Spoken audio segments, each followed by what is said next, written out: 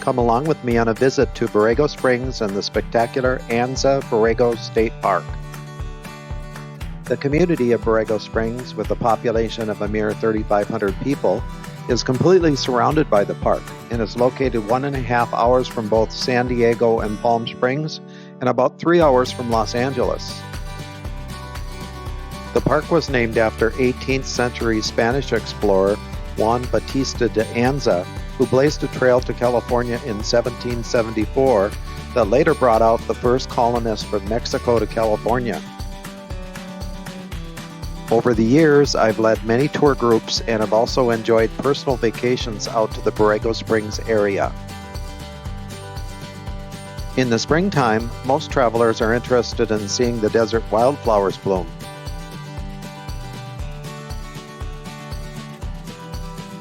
The abundance of wildflowers varies from year to year, depending on temperature, rainfall, and wind factors. The park is huge, almost 650,000 acres or 1,000 square miles, which is almost the size of Rhode Island, and includes 1/5 of San Diego County within its borders.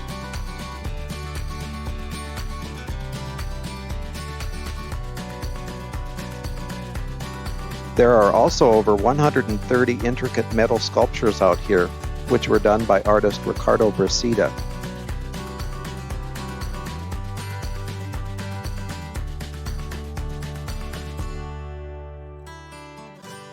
Most of the sculptures represent animals that once roamed the area over 5 million years ago, when the weather here was tropical.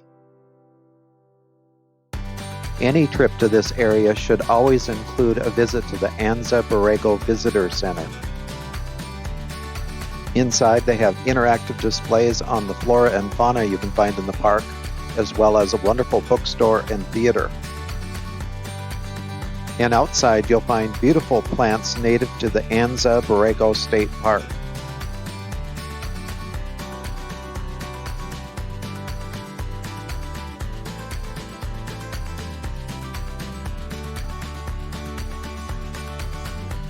I highly recommend taking one of the visitor center's ranger-guided walking tours.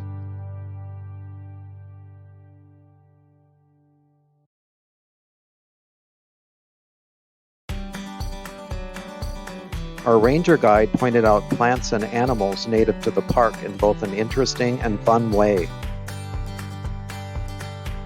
He took us on a walk through Hellhole Canyon to see a dry waterfall.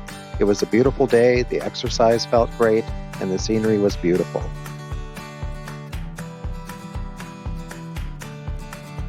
Without a doubt, one of my favorite places to stay in the area is the gorgeous La Casa del Zorro Resort. The resort dates back to 1933 when its first guests arrived, when it was still just a house on the old Burke's Ranch, a 2-room adobe structure. In 1960, newspaper magnate James Copley purchased the property, and it has played host to many celebrities, heads of state, and former presidents, including Nixon, Ford, and Reagan. I absolutely love how this 42-acre property is so beautifully landscaped with native desert plants. It's very serene. There's lots to do here, including a fitness center, yoga studio, croquet, bocce ball, shuffleboard, and if a game of horseshoes is what you're looking for, they've got that too. They also have several swimming pools, as well as tennis courts and even a life-size chess set. The room I stayed in was beautiful and featured a high ceiling, wooden shutters, a wood-burning fireplace, as well as a wet bar and a balcony. One of the most awe-inspiring things to do in Borrego is to participate in a stargazing evening.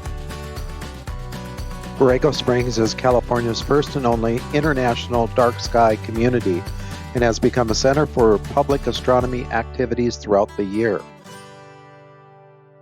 There are no stoplights in Borrego Springs, and nighttime lighting is kept to a minimum.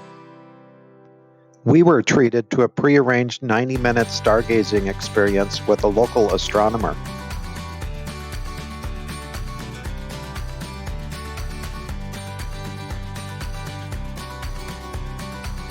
He brought his telescope, which is the same one used by NASA, and we got to see the rings of Saturn, the Andromeda Galaxy, as well as other star clusters. Really fascinating stuff.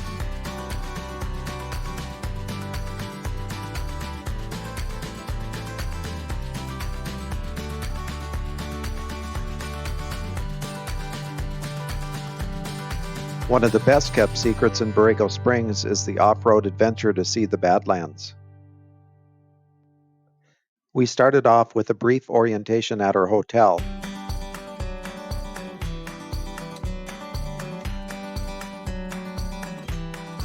Part of the fun was riding aboard the open-air 10-wheel drive military troop carrier vehicles, which were used to transport troops during World War II when the Navy was out here training pilots. Okay, you guys, we're on the safari. We're going out to the Borrego Badlands. Are you guys excited? Yeah! Here we go, here we go. Oh my gosh. We headed off the highway and our ride became somewhat bumpy, but it was loads of fun.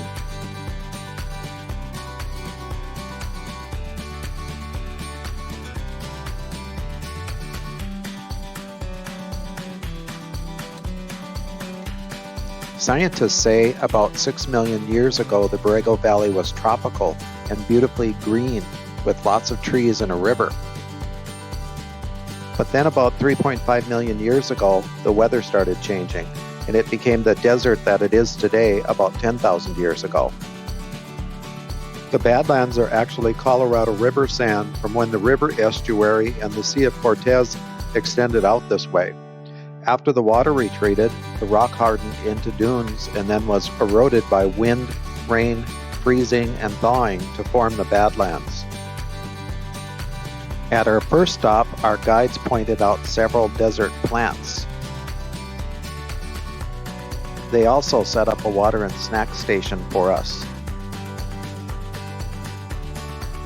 The mood was upbeat and the scenery was outstanding. Before traveling on to our next stop, we took time to pose for a group photo. Another stop we made was at a mud cave, and there are literally hundreds of them in the park.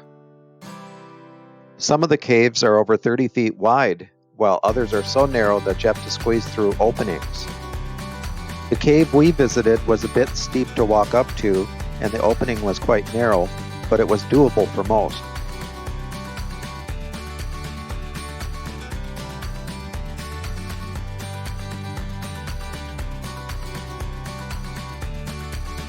One of the best places to get a look at the Badlands surreal landscape is at the Vista de Mel Pace, our third and final stop. Our guide had us cover our eyes before we gazed out at the overlook.